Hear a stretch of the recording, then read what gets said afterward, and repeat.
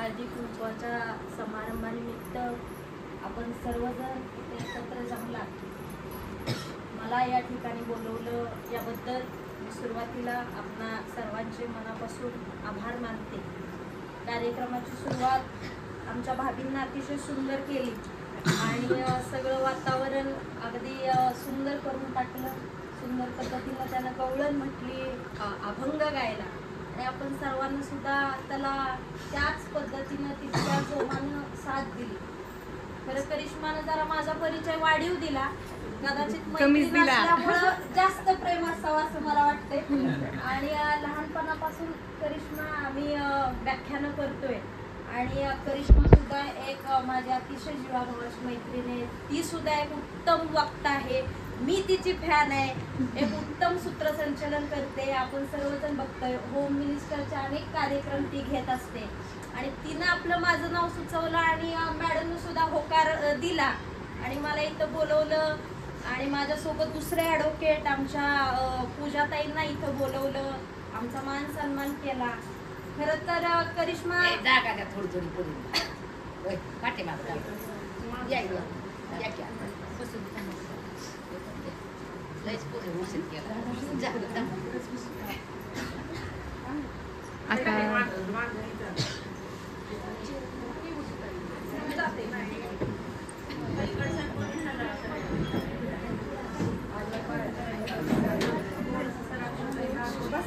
आपल्याला खूप छान असं लाभलेला आहे. त्याचा लाभ घ्यावा सगळ्यांनी.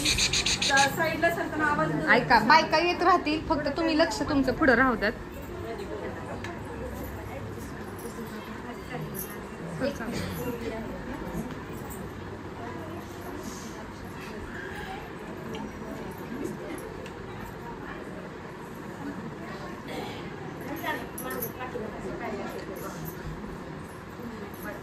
करिश्मा मगाशी सांगत होती की महिलांचं प्रमाण कमी आहे, पण मला वाटतं हे काही कमी नाहीये. खूप मोठ्या प्रमाणात इथं कुटुंब गर्दी जमलेली आहे, कारण हा सगळा हॉल सगळा भरलाय. तुम्ही सुद्धा तितक्याच उत्साही असं म्हणायला काही हरकत नाही. खरं तर स्त्री म्हटल्यावर तिचं काम काय, रोजचं काम काय, रोजच्या आयुष्यातलं तिचं काम काय, नाती जपणं, घरपण जपणं, पतिराजाची सेवा करणं, मुलांची सेवा करणं, मुलांचं पालन पोषण करणं, नवऱ्याचा डबा भरणं, मुलांचा डबा भरणं, मुलांची काळजी घेणं, बाजारहाट करणं, किराणा माल आणलं तो नीटनेटक्या पद्धतीनं व्यवस्थित लावणं, घरातली धुणी भांडी कचरा सगळी साफसफाई करणं, नाती जपणं, तीही दोन्हीकडची, सासरकडची माहेरकडची, सर्व माणसांना सांभाळून घेणं, घरातल्या सर्व सदस्यांचे मूड सांभाळणं. म्हणजे माझं बाळ छोटा भीम बघतंय आणि मला जरी सिरियल बघायची तरी सुद्धा बाबा तू छोटा भीम बघ. नवरा क्रिकेट बघायचंय, नवऱ्याला जरी बातम्या बघायच्या बाबा तू ते बघ. सासऱ्यांना जर भजन बघायचंय तर तुम्ही ते बघा. आणि मग रिकॅप मध्ये दुसऱ्या दिवशी आपल्या आवडीची मालिका बघणारी, सर्व कुळाचार, कुळधर्म, सण उत्सव, बार्शी सगळं काही जपणारी, घरातल्या सर्व सदस्यांचे मूड सांभाळणारी. आणि अशा पद्धतीनं आमची प्रत्येक माता भगिनी सकाळ दुपार संध्याकाळ अशा 3-3 शिफ्ट मध्ये काम करते आणि तुम्ही सगळ्या फुल टाइम जॉब करता आणि हे करत करत तुम्ही तर वेळ काढून आलाय, म्हणून तुमच्यासाठी एकदा जोरदार टाळ्या.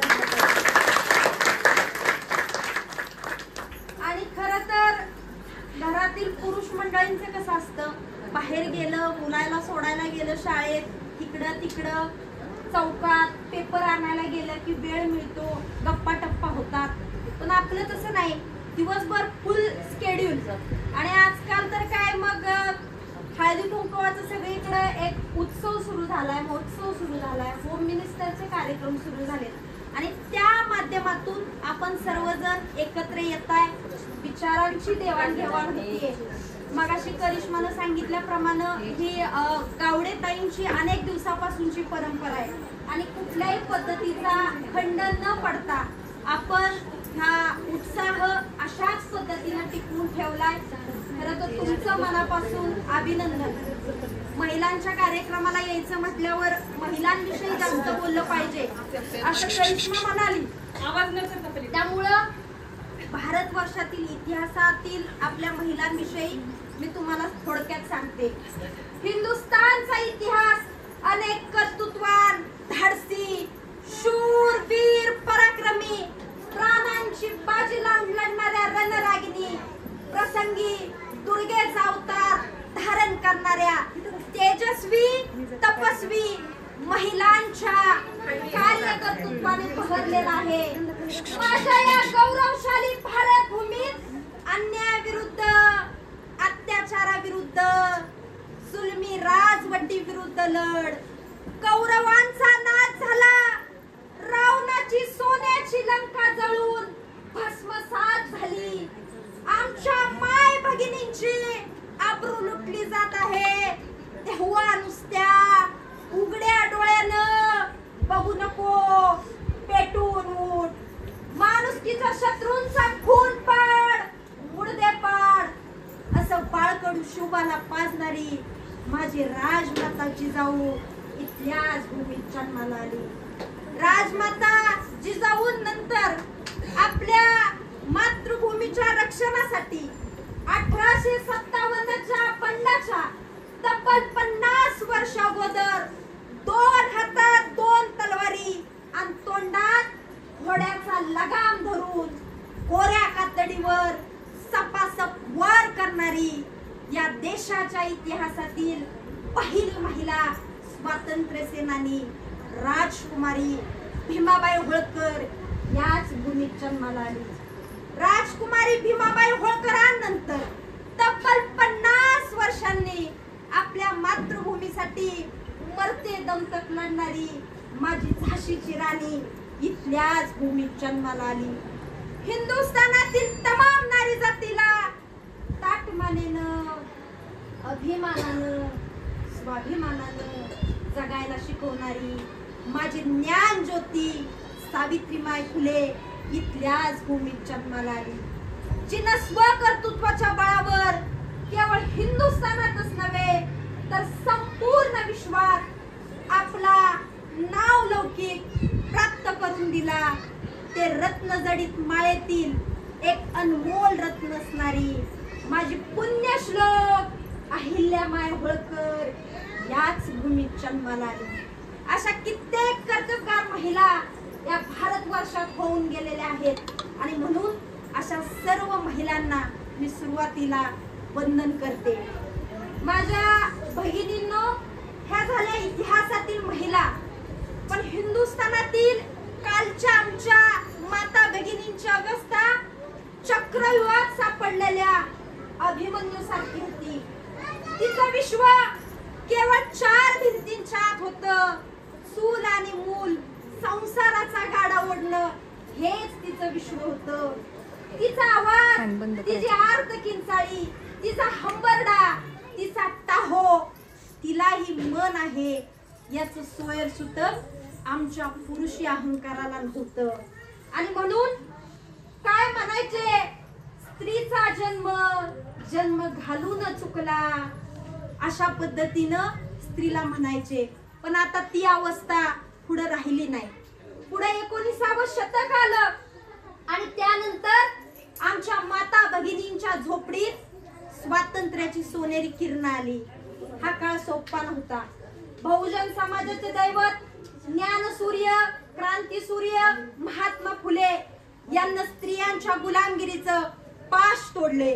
रवींद्रनाथांच्या लेखणीतून, स्वामी विवेकानंदांच्या ओघवत्या वाणीतून, छत्रपती राजर्षी शाहू महाराजांना उचललेल्या मानवतेच्या वशातून आमची स्त्रिया नरक यातना भोगत असताना ती हळूहळू मुक्त झाली. आणि त्याच्यानंतर तर आपल्याला माहिती आहे की स्वातंत्र्य उत्तर काळात महामानव डॉक्टर बाबासाहेब आंबेडकरांना कायद्यानं, घटनेनं पुरुषांबरोबरच आमच्या माता भगिनींना समान हक्क दिले, समान कायदे दिले. आणि म्हणून आजची आमची महिला स्वतंत्र आहे. आणि काय म्हणतात महात्मा फुले, जिच्या हाती पाळण्याची दोरी ती जगात उद्धारी. म्हणजे घरातली एक स्त्री शिकली कुटुंब सारा प्रपंच व्यवस्थित करू शकते. आणि म्हणून सावित्रीमाईनं महात्मा फुल्यांना महिलांना शिक्षण दिलं. आणि म्हणून आमची आजची स्त्री सायकल स्वरापासून वैमानिकापर्यंत, टायपिस्ट पासून कलेक्टर पर्यंत, होमगार्ड पासून कमिशनर पदापर्यंत, सरपंच पदापासून पंतप्रधान पदापर्यंत, तर एवढंच काय तर ग्रामसेविकेपासून राष्ट्रपती पद भूषवून स्वतःच्या पायावर उभी आहे. संसार सांभाळते, मुलं बाळ सांभाळते. आणि त्यासोबत माझ्या माता भगिनींनो, सगळ्यात महत्वाचं म्हणजे आमची महिला देश सांभाळते. इतका कॉन्फिडन्स आता महिलांमध्ये आलेला आहे. आणि इतिहासातील महिला जरी कर्तृत्वान असल्या तरी आजच्या कलियुगातील आमची माय माऊली सुद्धा कुठं कमी नाही. आणि उदाहरण द्यायचं असेल तर आपल्या सर्वांना माहिती आहे की आपल्या कणखर स्वभावानं राजकारणात संपूर्ण जगात दबदबा निर्माण करणाऱ्या भारतातल्या पहिल्या महिला पोलादी पंतप्रधान इंदिरा गांधीजी, आपलं उभं आयुष्य समाज सेवेसाठी घालवणाऱ्या, उपेक्षित, वंचित, पीडित, शोषितांसाठी आपल्या उभं आयुष्याचा त्याग करणाऱ्या, आपल्या आयुष्याची होळी करणाऱ्या भारतरत्न मदर तेरेसा, गुन्हेगारांचं भाव विश्व बदलून त्यांना समाजाच्या मुख्य प्रवाहात आणणाऱ्या भारतातील पहिल्या IPS अधिकारी किरण बेदी, त्याच पद्धतीनं नर्मदा बचाव आंदोलन छेडणाऱ्या आमच्या मेधा पाटकर, मानवतेच्या कल्याणासाठी, ज्ञान विज्ञान तंत्रज्ञानासाठी आपल्या आयुष्याचं हौतात्म्य पत्करणाऱ्या कल्पना चावला. आणि त्यांच्याच पावलावर पाऊल ठेवून आज आपण सगळीकडे ज्यांना पाहतोय, न्यूजपेपरला पाहतोय, सोशल मीडियावर पाहतोय, त्या म्हणजे आपल्या सुनीता विल्यम्स. गर्भ श्रीमंत असणाऱ्या, वडिलांच्या घरी श्रीमंती, नवऱ्याच्या घरी श्रीमंती, पण आदिवासींच्या पाड्यात जाऊन तिथल्या आदिवासी समाजाच्या सेवा करणाऱ्या डॉक्टर राणी बंग, ह्या सुद्धा आमच्या कलियुगातील सावित्री, जिजाऊ, अहिल्या आहेत. आणि त्यांचा आदर्श आपण इथून पुढच्या काळात सगळ्यांनी घेतला पाहिजे असं मला वाटतं. खरं तर आज त्या मानानं काळ बदललाय, सगळं सहज झालंय, सोपं झालंय, शिक्षण घेणं सोपं झालंय. पण त्या काळात सावित्रीमाईनं जी सुरुवात केली ती सोपी नव्हती. आणि म्हणून अंगावर शेणाचा दगडांचा मारा घेऊन सावित्रीमाई शाळेत गेल्या आणि तेही मुलींच्या शाळेत शिक्षिका म्हणून काम केलं. आज मी इथं जे 2 शब्द धाडसानं बोलतेय त्याचं सार श्रेय सावित्रीमाईला जातं. आणि सावित्रीमाईंच्या आदर्श घेऊन खरं तर तुम्ही अनेक वेळा हा पिक्चर सोशल मीडियावर पाहिला असेल. आनंदी गोपाळ जोशी, भारतातील पहिल्या महिला डॉक्टर.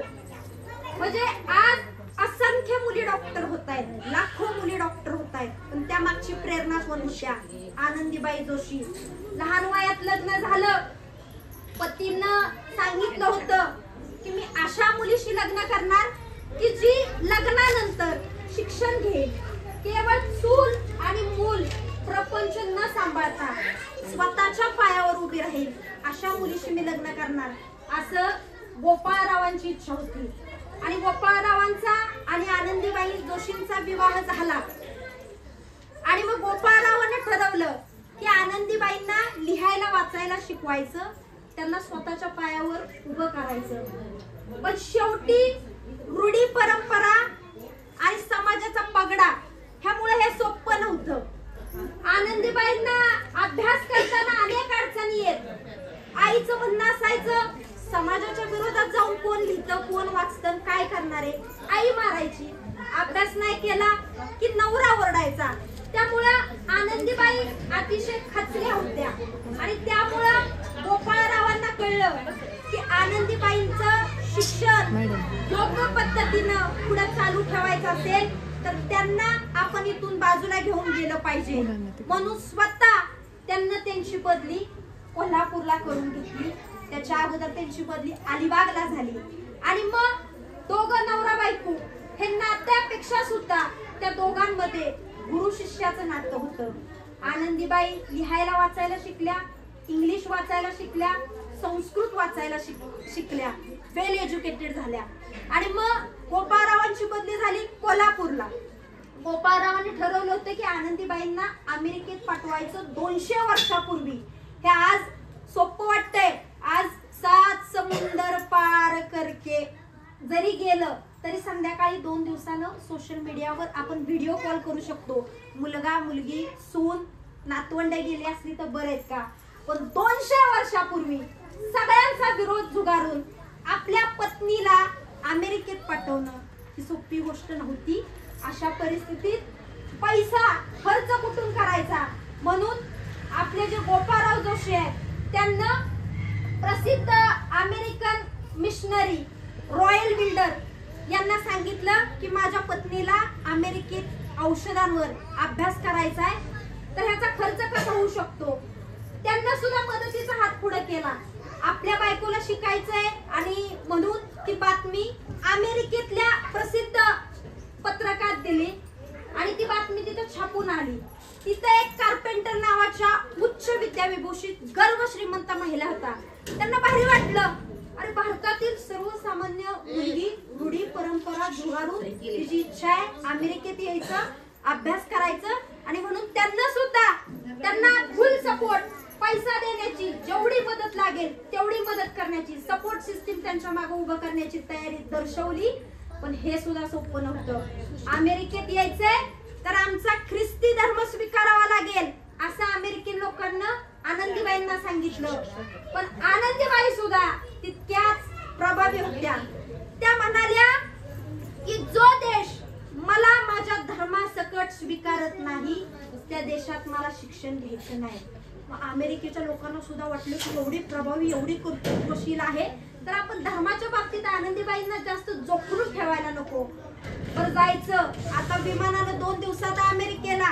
पण त्या काळात नऊवारी साडी घातलेली एक 15 वर्षाची 15 ते 20 वर्षा दरम्यानची एक तरुणी, नाकात नथ घातलेली भारतीय तरुणी कलकत्त्याच्या बंदरात जाते, सिटी ऑफ बर्लिन जहाजात बसते आणि त्या पूर्णपणे शाकाहारी असल्यामुळं फक्त शिजवलेलं बटाटे खाऊन 2 महिने जहाजात प्रवास केला.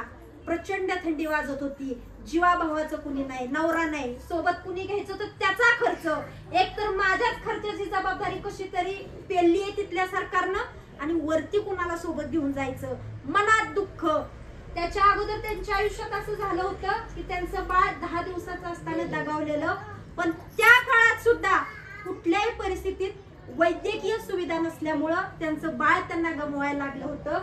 आणि त्याच क्षणी आनंदीबाईंनी ठरवलं होतं की मी उच्च विद्याविभूषित होणार, डॉक्टर होणार. बरं तिथं गेल्या, प्रचंड थंडी अमेरिकेत, आणि मग ह्यांना सांगितलेलं तिथल्या पद्धतीनं मॉडर्न जगायचं नाही, आपली साडी त्याच्यावर जॅकेट घालून पुन्हा तोच प्रकार, स्वतःचा स्वयंपाक स्वतः बनवायचं, शिजवलेलं अन्न खायचं. तिथलं त्या काय मांसाहारी नव्हत्या, त्यामुळे अनेक पद्धतीचे प्रॉब्लेम. 2 महिने जहाजात ऑलरेडी उपासमार झाली होती, शरीर वीक झालं होतं. तिथं जाऊन कुणी जीवाभावाचं माणूस नव्हतं, तिथली माणसं सहजासहजी स्वीकारत नव्हती. अशा प्रतिकूल परिस्थितीत आनंदीबाई 4 वर्ष तिथं थांबल्या, सुंदर पद्धतीनं अभ्यास केला आणि नंतर डिग्री समारंभ, की ज्यालाच आज आपण कॉन्व्होकेशन म्हणतो, त्या समारंभाला पती गोपाळराव जोशी आले. सुंदर कार्यक्रम झाला. परत येताना क्षयरोग झाला आणि क्षयरोगानं त्या ग्रस्त झाल्या.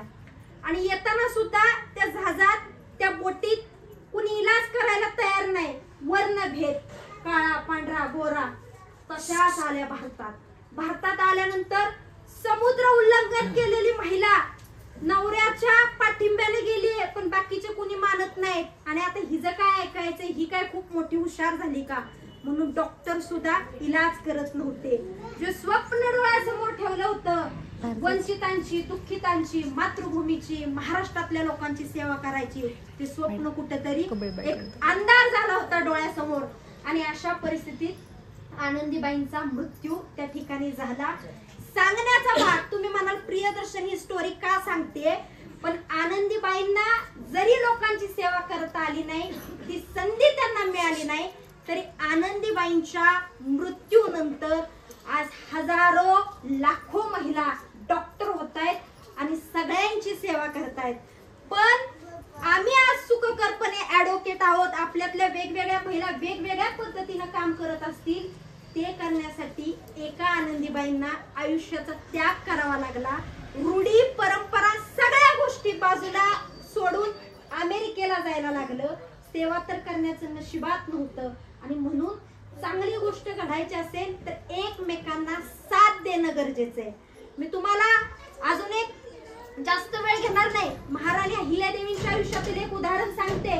अहिल्यादेवी तर आपला सर्वांना माहिती आहे, अतिशय कर्तृत्ववान, राज्यकारभाराचा गाडा हाकत असताना अहिल्यादेवींचे पती शूरवीर सरदार खंडेराव होळकर कुंभेरीच्या लढाईत त्यांना वीर मरण आलं. त्यानंतर सासरे मल्हारराव होळकर गेले, सासू गौतमीबाई गेल्या, पुत्र मालेराव गेला, नातून नथ्याबा गेला, जावई यशवंतराव गेले, मुलगी मुक्ताई गेली. अशी एक नव्हे, दोन नव्हे, तर घरातील 24 प्रेत जाताना अहिल्यामाईनं उघड्या डोळ्यांना पाहिली. एकीकडे अनेक आसमानी सुलतानी संकट येत होती, पण दुसरीकडं पोरकी प्रजा होती आणि म्हणून अहिल्यादेवीनं भावनेपेक्षा कर्तव्य श्रेष्ठ आहे हे साऱ्या जगाला दाखवून दिलं. अहिल्यादेवींच्या आयुष्यातील प्रसंग म्हणजे त्या काळात सतीची प्रथा होती, सगळ्यांना कबूल आहे. आता सतीची प्रथा नाही.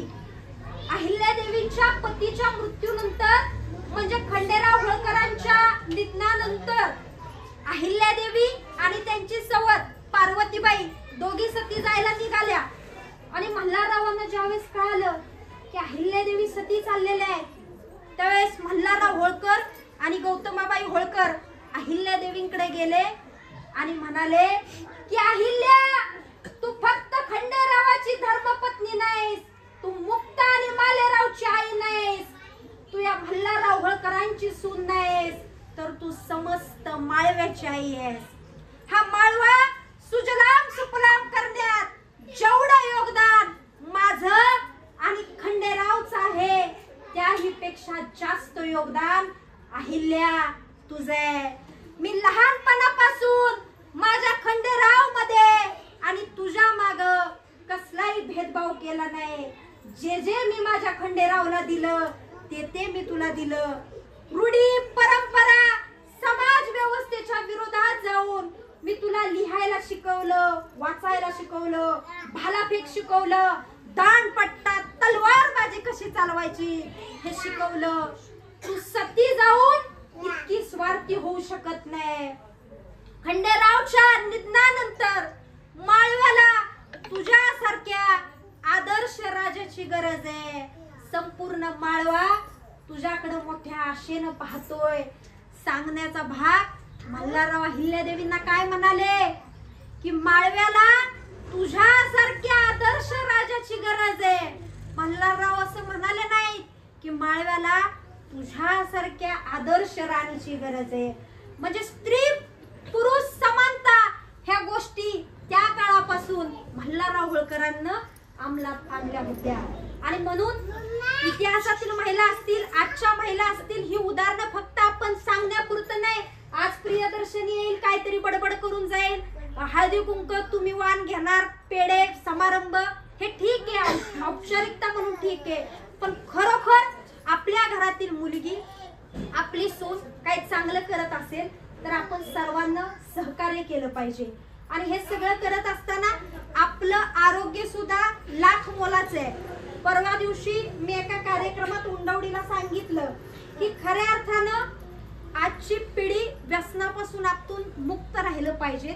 तशा पद्धतीचे संस्कार आपण माता भगिनींना आपल्या घरात दिले पाहिजेत. कारण एखाद्या स्त्रीचा, एखाद्या मुलीचे जर वडील जर दारूच्या आहारी गेले असतील तर त्या मुलीचं संपूर्ण बालपण अंधारात जातं. त्याच मुलीचे जर पती व्यसनाधीन असतील, तिचं तारुण्य बर्बाद होतं. आणि त्याच मुलीचा जर मुलगा व्यसनाधीन असेल तर तिचं म्हातारपण संकटात जातं. त्यामुळं स्वतःची काळजी घ्या. जर आपल्या शेजारणीनं पाहुणीनं स्टेटस ठेवलं की सूर्यनमस्कार ती 10 घालते, तुम्ही 20 घाला. चांगल्या गोष्टी कॉपी करा, नाहीतर 3-2,000ची साडी घेतली तिची जी राहते आता 4,000ची साडी घेतली. असलं नको.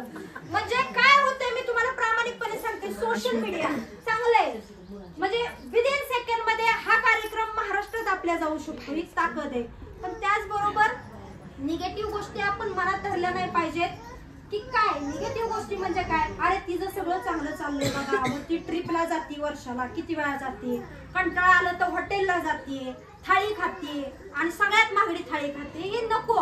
मग तिचं चांगलं आहे माझं काय नाही. तिच्या चांगल्या गोष्टी घ्या. आणि एखाद्याला डायरेक्ट वाईट न बोलता, म्हणजे हे बघा मला करिश्माची साडी नाही आवडली तर मी असं डायरेक्ट म्हणायचं नाही, अरे काय करिश्मा फालतू साडी आहे. म्हणजे काय काय जणीचा स्वभाव असतो, तसं नाही.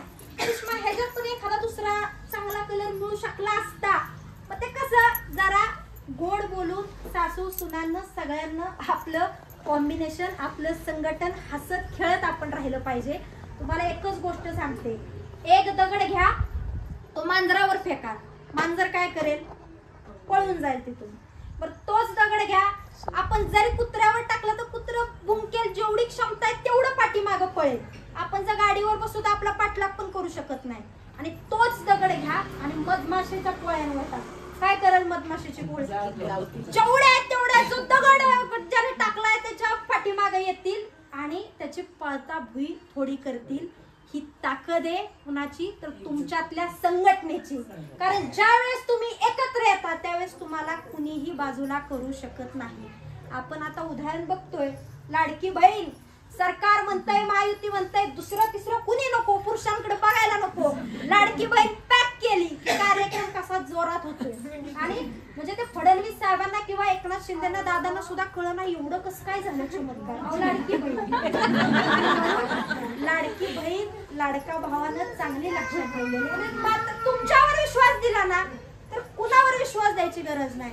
चांगल्या गोष्टींना प्रोत्साहन द्यायचं, संस्कार संस्कृती जपत पुढे जाणं गरजेचं आहे. तुम्हाला काय मी असं म्हणत नाही वकील आहे म्हणून की काय बाबांनो चला तुम्ही लगेचच. प्रामाणिकपणे जर तुम्ही काम करत असाल, घरातून अन्याय होत असेल तर तुमच्यासाठी कायदा आहे, 1,00,000% कायदा आहे, प्रत्येक गोष्टीत कायदा आहे. तुम्हाला जर समजा कुठल्याही गोष्टीत क्रुएल्टी सारखे सेक्शन, अनेक सेक्शन आहेत, नवऱ्यानं जरी तुमच्यावर हिंसा केली शारीरिक मानसिक तर आहे ना कायदा तुम्हाला सपोर्ट करतोय. नवऱ्याविरुद्ध तुम्ही कंप्लेंट करू शकता, नवऱ्याचा खानदान बर्बाद करू शकता. पण काय व्हायचं की महिला नवऱ्याबरोबरच बाकीच्यांची सगळ्यांची लिस्ट, ननद, एक दिवस कोर्टात असं झालं पण ननद ठीक आहे, नंतरचा नवरा म्हणला माझं काय संबंध आहे, मला काढलंय. म्हणजे सेक्शनचा मिसयूज व्हायला लागला. सुप्रीम कोर्टने शेवटी गाईडलाईन दिल्या की प्रामाणिकपणे जे आहेत, जे त्रास देत आहेत त्यांनाच आतमध्ये घ्या, कोणाला बी उचलून तुम्ही आणू नका. म्हणजे जिथं अन्याय होतोय तिथं तुम्ही या.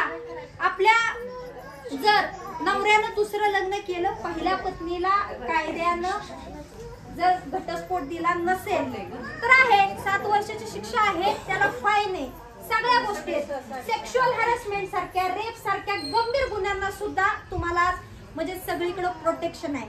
एखाद्या महिलेकडे पैसे नाही आणि मग तिची केस कोर्टात घेतली जाणार नाही असं होत नाही. लीगल ऑथॉरिटीज सर्व्हिस ऍक्ट आहे, तुम्हाला फुकटामध्ये तुम्हाला काय मोफत सल्ला पाहिजे, तुमची केस लढली, अशा अनेक गोष्टी. डोमेस्टिक व्हायलन्स ऍक्ट सारखा कायदा आहे, कौटुंबिक हिंसाचार कायदा. तुम्हाला त्यामध्ये पतीनं त्यांच्या घरातल्यांना जर त्रास दिला तर तुम्हाला लगेच रिलीफ मिळतोय. तुम्हाला घर पाहिजे, इकडं नवरा, इकडं बायको. तुम्हाला पैसे पाहिजे, देते, कोर्ट सगळं देते.